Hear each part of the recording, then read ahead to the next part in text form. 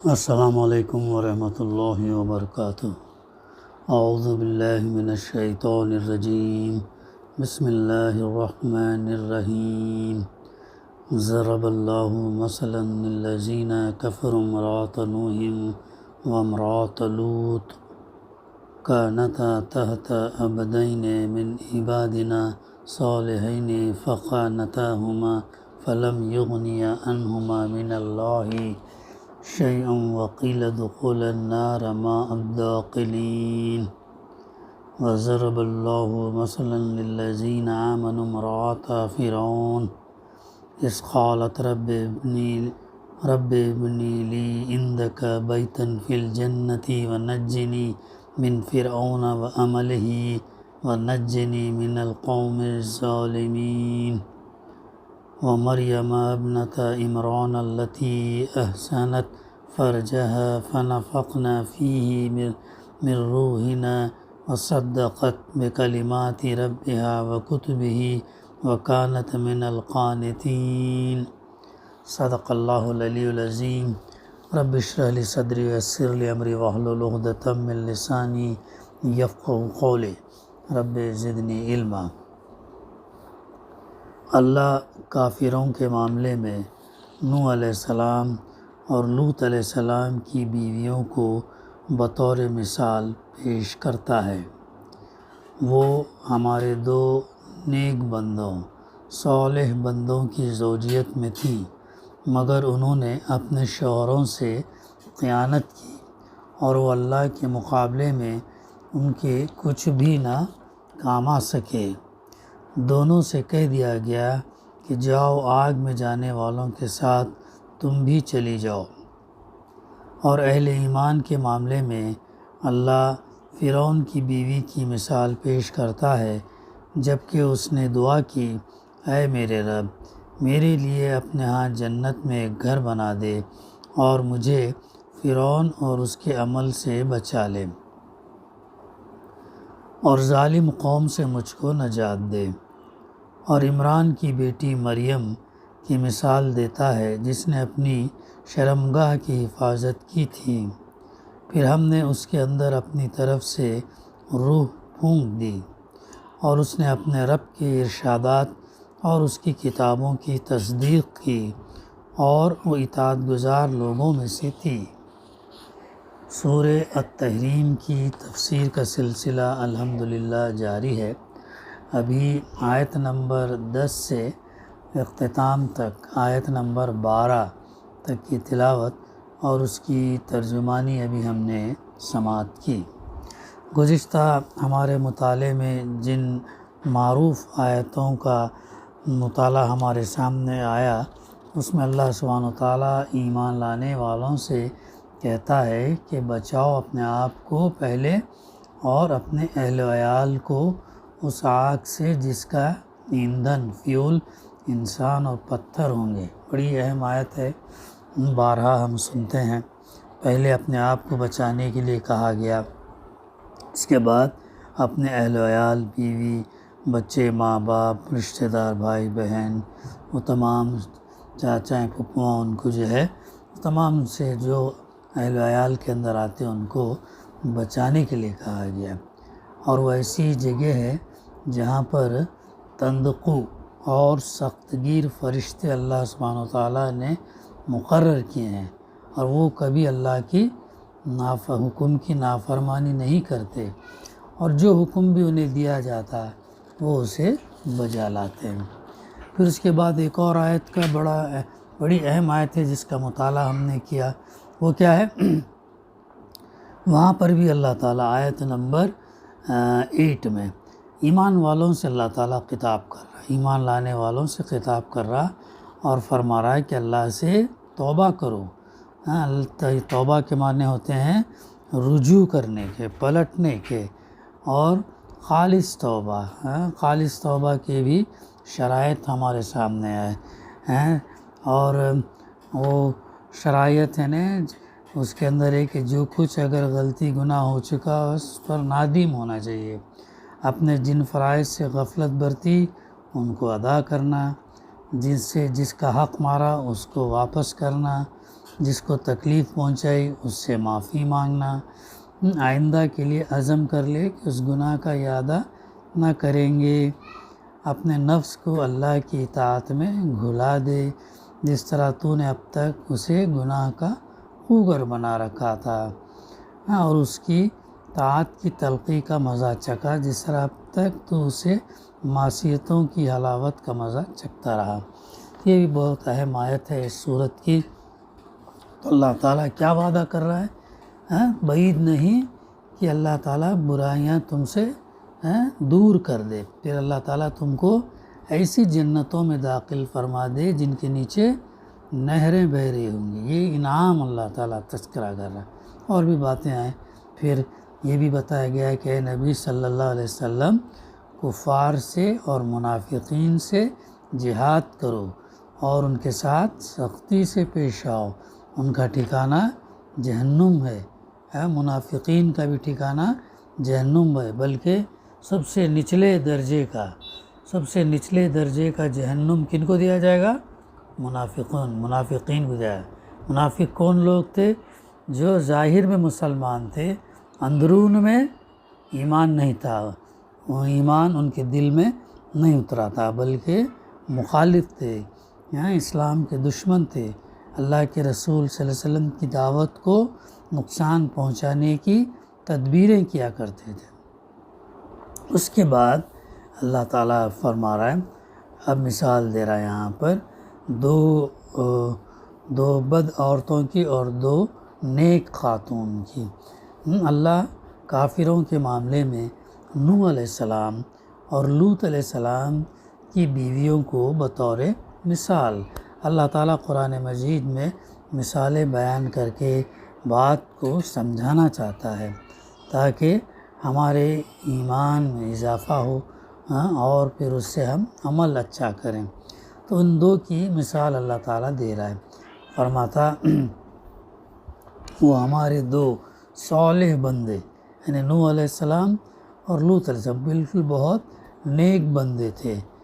نوح علیہ السلام کتنے سال، 950 سال تک تقریباً جو ہے وہ دعوت اپنے قوم کے لوگوں کو سمجھاتے رہے، راہ راست پر لانے کی کوشش کرتے رہے، لیکن افسوس ان کی بیوی اور وہ لوط علیہ السلام کی بیوی دونوں جو ہے ان کی بات، ان کی اطاعت میں ایمان نہیں لائے بلکہ نافرمانی کرتے رہے۔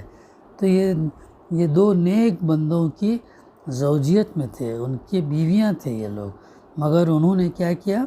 اپنے ان شوہروں سے خیانت کی، اور وہ اللہ کے مقابلے میں ان کے کچھ بھی نہ کام آ سکے۔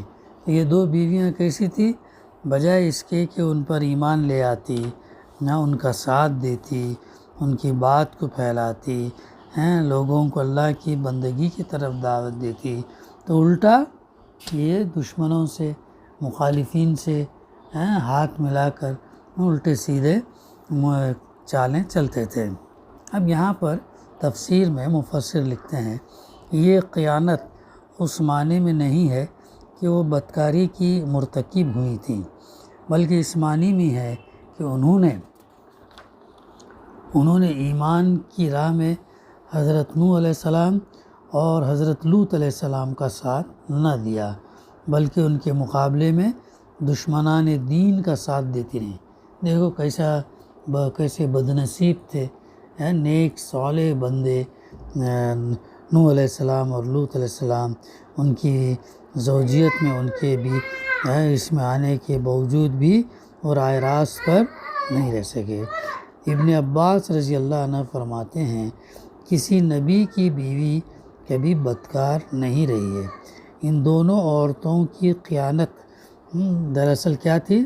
خیانت دراصل دین کے معاملے میں تھی۔ انہوں نے حضرت نوح علیہ السلام اور حضرت لوط علیہ السلام کا دین قبول نہیں کیا۔ حضرت نوح علیہ السلام کی بیوی اپنے قوم کے جباروں کو ایمان لانے والوں کی خبریں پہنچایا کرتی تھی۔ دیکھیں کیسے ایک طرف تو ان کا رویہ ہے ان کی بیویوں کا، دوسری طرف جو ہے یہ جلیل القدر نبیوں کا معمول ہے۔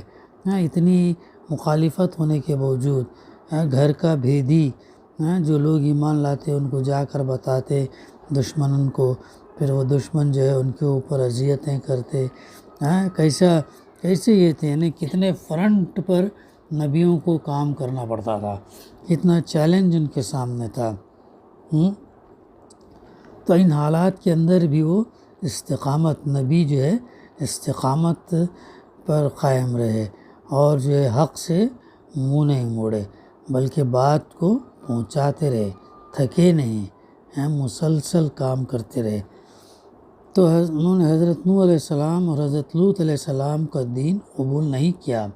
حضرت نوح علیہ السلام کی بیوی اپنے قوم کے جباروں کو ایمان لانے والوں کی خبریں پہنچایا کرتی تھی، اور حضرت لوط علیہ السلام کی بیوی اپنے شوہر کے ہاں آنے والے لوگوں کی اطلاع اپنی قوم کے بد اعمال لوگوں کو دے دیا کرتی تھی. ایسے ان کے بیویاں تھے جو ساتھ دینے کے بجائے الٹا دشمنی کا رویہ کر رہے تھے. تو ان کی مثال اللہ تعالیٰ نے پیش کی. دیکھو اتنا ہونے کے باوجود بھی نبی نے اپنے موقف سے نہیں ہٹے، بلکہ اس پر جمے رہے اور تاحیات جو ہے لوگوں کو اللہ کے دین کی طرف، اللہ کی بندگی کے لیے بلاتے رہے. تو یہ ان کے بارے میں نیک بندوں کی یہ دو ایسی بیویاں تھیں. اور پھر کیا کر سے واللہ آخرکار کامیاب کون رہے؟ وہ نبی نوح علیہ السلام اور لوط علیہ السلام، اور ان پر جو لوگ ایمان لائے تھے وہ کامیاب رہے. اور اتنی چالیں، اتنی مخالفت، اتنی مخبری کرنے کے باوجود بھی وہ کچھ کامیاب نہیں ہو سکے، اور ہو بھی نہیں سکتے. یہ ہمارے لیے بھی جو ہے اس میں عبرت ہے، نصیحت ہے، سبق ہے کہ اگر ہم کرتے رہیں گے تو پھر جو ہے اللہ کی مدد آتی ہے، اور جو باطل ہے وہ کبھی کامیاب نہیں ہوتا. تو اس یقین اور ایمان کے ساتھ جو ہے ہم کو کام کرنا چاہیے. پھر آگے فرمایا اللہ تعالیٰ دونوں سے کہہ دیا گیا، وَقِيلَ ادْخُلُوا النَّارَ مَعَ الدَّاخِلِينَ، دونوں سے کہہ دیا کہ جاؤ آگ میں جانے والوں کے ساتھ تم بھی چلی جاؤ. یعنی نبی کی بیوی ہے، کتنا بڑا سبق ہے، لیکن آگ میں جا رہی، بلکہ اللہ تعالیٰ ان سے فرما رہا کہ آگ میں جانے والوں کے ساتھ تم بھی چلی جاؤ. کوئی مروت نہیں، کوئی اس کے اندر انفلوئنس نہیں، کوئی سفارش نہیں، کچھ بھی نہیں، بلکہ نبی کی بیوی ہونے کے باوجود وہ جو ہے جہنم میں جا رہے ہیں. کیوں؟ ایمان نہیں لایا، ان کے خلاف کام کرتے رہے، اس کی وجہ سے. تو یہ ہم کو بھی سبق ملتا، چاہے کتنا اچھے سے اچھے یہ گھر میں رہو، نیک صالح والدین یا نیک صالح خاندان میں لوگ رہے، لیکن اپنے ایمان اور عمل صالح کی بنیاد پر ہی انسان جنت میں جائے گا. بیویاں جب ان کی نہیں جا سکی تو ہم آپ کون ہوتے ہیں؟ ہے نا. حضرت بی بی فاطمہ رضی اللہ سے بھی اللہ کے رسول صلی اللہ علیہ وسلم نے کیا کہا تھا، اے بی بی فاطمہ تم جو کچھ چاہے مانگنا مجھ سے مانگ لو دنیا میں یہاں پر تم کو دے دوں گا، لیکن وہاں پر میں کچھ نہیں دے سکوں گا، آخرت میں کچھ نہیں دے سکوں گا. تو اللہ کے رسول صلی اللہ علیہ وسلم اپنی چہیتی بیٹی سے یہ بات کریں کہ وہاں پر میں تمہارے کام نہیں آؤں گا. تو یہ ہے وہ چیز جو ہم کو تو اپنا ہمارا ایمان اور عمل صالح، یہ ہے کہ سفارش جب ہوگی اللہ جس کو اجازت دے اور جس کے بارے میں وہ اجازت دے وہ ہوگی سفارش. تو اس لیے ان کے اپنے کو اپنا کیریکٹر، اپنا ایمان، اپنے اعمال خیر بڑھانے کی ہم کو کوشش کرتے رہنا چاہیے. یہ بھی ہے نا کافروں کے بارے میں کیا تھا، وہاں پہ کافر کیا کہیں گے جو جہنم میں جانے والے، تو دنیا کا مال پورا دے کر اس آگ سے بچنا چاہیں گے. وہاں پہ تو مال تو رہے گا نہیں، سب زمین سب نکال کر پھینک دے گی اس سے، چاندی سونا وغیرہ سب. تو جس چیز کے لیے انسان مرتا تھا دنیا میں وہ وہاں پر نکال کر پھینک دے گی، مطلب دنیا پھینک دے گی، اور آخرت میں کام نہیں آنے والا ہے۔ تو وہ چاہے گا کہ مال دے کے میں اپنے آپ کو بچ جاؤں، ہاں، اپنے ماں باپ کو دے کر بچ جاؤں، اپنے بھائی بہن بیوی حتیٰ کہ بچوں کو جن کے لیے وہ محنت کرتا ان تمام کو فدیے میں دے کر جہنم کے آگ سے بچوں، یہ اس کی خواہش ہوتی، اتنا یہ ہے۔ تو اس لیے ہم اپنے اعمال کا جائزہ لیتے رہنا چاہیے، روزانہ دیکھنا چاہیے کہ آج میں نے فرائض کی پابندی کی نہیں کی، اچھے اعمال کیے نہیں کیے، برائیوں سے بچا نہیں بچا، میرے دن میں اضافہ ہوا نہیں ہوا نیکیوں کا، اور گناہوں کی کمی ہوئی نہیں ہوئی، استغفار پڑھ کے اور اللہ سے بخشش طلب کر کے جو ہے وہ جائزہ لیتے رہنا چاہیے۔ پھر آگے ایک اور مثال اللہ تعالیٰ دے رہا ہے، وہ کون سی ہے؟ اور اہل ایمان کے معاملے میں اللہ فرعون کی بیوی کی مثال پیش کرتا ہے، جبکہ اس نے دعا کی، اے میرے رب میرے لیے اپنے ہاں جنت میں ایک گھر بنا دے اور مجھے فرعون اور اس کے عمل سے بچا لے۔ دیکھو فرعون کون تھا؟ سورج کی پرستش کرنے والا تھا، اور موسیٰ علیہ السلام کی باتوں پر ایمان نہیں لایا، ہاں، تو یہ سخت مخالف تھا۔ لیکن ان کی بیوی کی مثال اللہ تعالیٰ پیش کر رہا، بیوی کی مثال آسیہ کر کے آتا ہے غالباً، تو ان کی مثال وہ کیا ایمان والی تھی، وہ اتنے سخت جبار۔ فرعون نے کیا کیا، لڑکے جو پیدا ہوتے، جب ایک نجومی ایک کاہن نے جب کہا کہ تمہارا تختہ پلٹنے والا ہے، تمہاری حکومت گرنے والی، کیوں؟ ایک بنی اسرائیل میں ایک لڑکا پیدا ہوگا اور وہ تمہاری حکومت گرائے گا، تو یہ پیشنگی کی تھی۔ تو جب اسے یہ معلوم ہوا تو کیا کرا؟ بنی اسرائیل میں جو یہ تھے، بنی اسرائیل کون؟ یعقوب علیہ السلام کی قوم، یوسف علیہ السلام کی اولاد بنی اسرائیل، جو مصر میں تھے، ہے نا، مصر میں 12 خاندان اور پھر 12 بھائیوں کے، وہ پھر بڑھتے بڑھتے بہت ہی ہو گئے۔ تو اسے کیا بنی اسرائیل کے اس میں جو بھی بچہ پیدا ہوتا لڑکا، اس کے کارندوں کو معلوم پڑتا اسے قتل کر دیتے، ایسا تھا، ایسا معاملہ تھا۔ تو ان حالات کے اندر بھی اللہ تعالیٰ نے موسیٰ علیہ السلام کو پیدا کرایا اور موسیٰ علیہ السلام کو بچایا، بلکہ ہے نا واقعہ معلوم ہے نا کہ ان کی والدہ وہ دریا اس میں پانی میں ڈال دیتی، وہ نہر ایک وہاں محل میں جاتی، بچہ ان کی بیوی کو نہیں تھا بچہ، دیکھ کے اسے اڈاپٹ کر لیتے، اس کو سنبھالتے۔ تو وہ سارا واقعہ انشاءاللہ جب وہ سورت کا مطالعہ کریں گے قصص میں، اور جہاں کہیں آئے وہاں پر تفصیل۔ تو یہ تو فرعون کی بیوی جو تھی بہت نیک تھی، لیکن شوہر کیا تھا؟ کفر پر تھا، جبار تھا، دشمن تھا، اللہ خوف خدا نہیں تھا، بلکہ اپنے آپ کو اللہ کا دعویٰ کرنا ایسا تھا۔ تو انہوں نے دعا کی، کیا دعا کی؟ وہ اے میرے رب میرے لیے اپنے ہاں جنت میں ایک گھر بنا دے، دعا کے۔ بہت سخت اذیتیں دی انہوں نے بیوی کو، اور یہ آتا ہے کہ جو ہے نا ابھی کہ بنی اسرائیلی روایت غالباً یہ ہے کہ ان سے جو ہے نا یہ زندہ یہ سکن نکالا گیا، اتنا ستایا، اتنا ٹارچر یہ کیا گیا، تو بتائیے، تو اس پر بھی وہ ایمان سے پھری نہیں، ایمان پر قائم رہی۔ کیسے لوگ تھے دیکھو، اتنا ان کا ایمان مضبوط تھا کہ وہ مخالفت اللہ سے ڈرتے تھے، کسی اور سے نہیں ڈرتے تھے۔ تو انہوں نے اس کے جو بد اعمال یہ فرعون کر رہا تھا اس کے ساتھ انہوں نے شریک نہیں ہوئے، اور اللہ سے دعا کی کہ اللہ مجھے جنت میں ایک گھر بنا دے اور مجھے فرعون اور اس کے عمل سے بچا لے، اور ظالم قوم سے مجھ کو نجات دے۔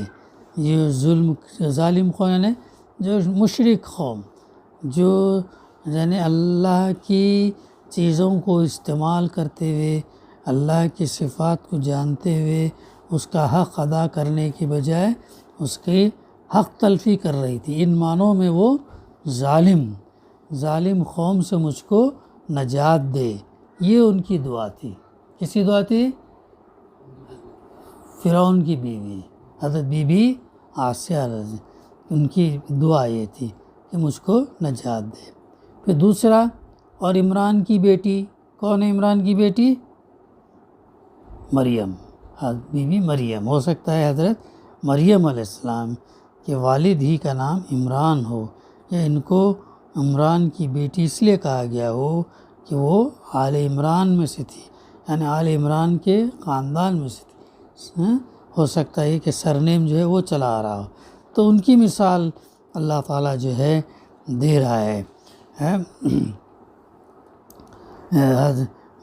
حضرت بی بی مریم کی، تو مریم کی مثال دیتا ہے جس نے اپنی شرمگاہ کی حفاظت کی تھی۔ تو یہ جو دراصل یہاں پر یہودی کیا الزام لگاتے تھے کہ ان کی بطن سے، ان کے پیٹ سے حضرت عیسیٰ علیہ السلام کی پیدائش معاذ اللہ کسی گناہ کا نتیجہ تھی، یہ کہتے وہ اس معجزے کو ماننے تیار نہیں تھے۔ اللہ نے روح پھونکی اور بغیر شوہر کے جو ہے وہ ان کو عیسیٰ علیہ السلام پیدا ہوئے، وہ ہے یہاں پر بات۔ تو اللہ تعالیٰ نے اس کا بھی واقعہ سورہ مریم میں اور دوسرے مقامات پر بڑی تفصیل کے ساتھ آئے گا۔ اللہ تعالیٰ جب یہ کیا تو ڈر گئے، وہ تو بہت نیک خاتون تھی، وہ بہت نیک خاتون تھی، وہ عبادت گزار تھی اور دعا کی گئی تھی، تو اللہ تعالیٰ بیٹا دینے کے بجائے ان کو بیٹی دیا تھا، تب بھی وہ عبادت گزار بہت تھی۔ تو پھر وہ اور تفصیلات اس کے بھی دوسرے مقامات پر آتے ہیں۔ تو اللہ تعالیٰ یہ فرما رہا ہے کہ ہم نے اس کے اندر اپنی طرف سے روح پھونک دی، اپنی طرف سے روح پھونک، یعنی بغیر اس کے کہ ان کا کسی مرد سے تعلق ہوتا، ان کے رحم میں اپنی طرف سے ایک جان اللہ تعالیٰ نے ڈال دی۔ تو اس کا تذکرہ ہم کو اور دوسرے مقامات پر سورہ نساء میں ملتا ہے اور سورہ انبیاء میں اور بھی مقامات پر جو تذکرہ ملتا ہے۔ تو اس طرح یہ دو بد کردار عورتوں کی مثال اللہ تعالیٰ نے پیش کی، اور دو نیک لوگوں کی جو ایک بد اعمال کے جو شوہر تھے ان کی نیک بیویوں کا اللہ تعالیٰ نے تذکرہ کی، انہوں نے اپنے شرمگاہ کی حفاظت کی، حضرت مریم علیہ السلام، پھر ہم نے اس کے اندر اپنی طرف سے روح پھونک دیا، یہ روح پھونک دی، اور اس نے اپنے رب کے ارشادات اور اس کی کتابوں کی تصدیق کی اور وہ اطاعت گزار لوگوں میں سے تھی۔ یعنی جس مقصد کے لیے ان تین قسم کی عورتوں کو مثال میں پیش کیا گیا، اس جو ہے اس کی اور تشریح جو ہے گزشتہ ہمارے دراصل دیباچے میں آ چکی ہے۔ وہ یہ ہے کہ ایک منٹ، اس میں یہ ہے کہ اس معاملے میں خاص طور پر ازواج مطہرات کے سامنے تین قسم کی عورتوں کو بطور مثال پیش کیا گیا۔ ایک مثال حضرت نوح علیہ السلام اور حضرت لوط علیہ السلام کی بیویوں کی ہے، جو اگر ایمان لاتی اور اپنے جلیل القدر شوہروں کا ساتھ دیتی تو ان کا مقام کیا ہوتا؟ امت مسلمہ میں وہی ہوتا جو نبی صلی اللہ علیہ وسلم کی ازواج مطہرات کا ہے، ان کا بہت بڑا درجہ ہے، جو مقام ہے۔ لیکن چونکہ انہوں نے اس کے برعکس رویہ اختیار کیا، اس لیے انبیاء کی بیویاں ہونا ان کے کچھ کام نہ آیا، وہ جہنم کی مستحق ہوئیں۔ دوسری مثال فرعون کی بیوی کی ہے، جو اگرچہ ایک بدترین دشمن خدا کی بیوی تھی، لیکن چونکہ وہ ایمان لے آئیں اور انہوں نے قوم فرعون کے عمل سے اپنے عمل کا راستہ الگ کر لیا، اس لیے فرعون جیسے کافر کی بیوی ہونا بھی ان کے لیے کسی نقصان کا موجب نہ ہوا، اور اللہ تعالیٰ نے انہیں جنت کا مستحق بنا دیا۔ تیسری مثال حضرت بی بی مریم علیہ السلام کی ہے، جنہیں یہ مرتبہ عظیم اس لیے ملا کہ اللہ نے جس شدید آزمائش میں انہیں ڈالنے کا فیصلہ فرمایا تھا، اس کے لیے انہوں نے سر تسلیم خم کر دیا۔ حضرت مریم علیہ السلام کے سوا دنیا میں کسی شریف اور نیک لڑکی کو کبھی ایسی سخت آزمائش میں نہیں ڈالا گیا کہ کنوار پن کی حالت میں اللہ کے حکم سے اس کو معجزے کے طور پر حاملہ کر دیا گیا ہو اور اسے بتا دیا گیا ہو کہ اس کا رب اس سے کیا خدمت لینا چاہتا ہے۔ اب حضرت مریم علیہ السلام نے اس پر کوئی واویلا نہ کیا، بلکہ ایک سچی مومنہ کی حیثیت سے وہ سب کچھ برداشت کرنا قبول کر لیا جو اللہ کی مرضی پوری کرنے کے لیے برداشت کرنا ناگزیر تھا۔ تب اللہ سبحانہ وتعالیٰ نے ان کو مرتبہ عالی پر سرفراز فرمایا۔ یہ ہے وہ چیز جو ہم کو اس سے ملتی ہے، اور دیباچے میں بھی یہ ہمارا تذکرے میں یہ بات آگے۔ بہرحال اسی کے ساتھ جو ہے اس سورت کی تفسیر کا سلسلہ الحمدللہ قبول ہوا چاہتا ہے۔ دعا ہے کہ اللہ سبحانہ وتعالیٰ ہمیں کہنے سننے سے زیادہ عمل کرنے کی توفیق عطا کرے۔ ربنا تقبل منا انک انت السمیع العلیم وتب علینا انک انت التواب الرحیم۔ صلی اللہ تعالیٰ علی خیر خلقہ وعلی آلہ وصحبہ اجمعین۔ الحمدللہ رب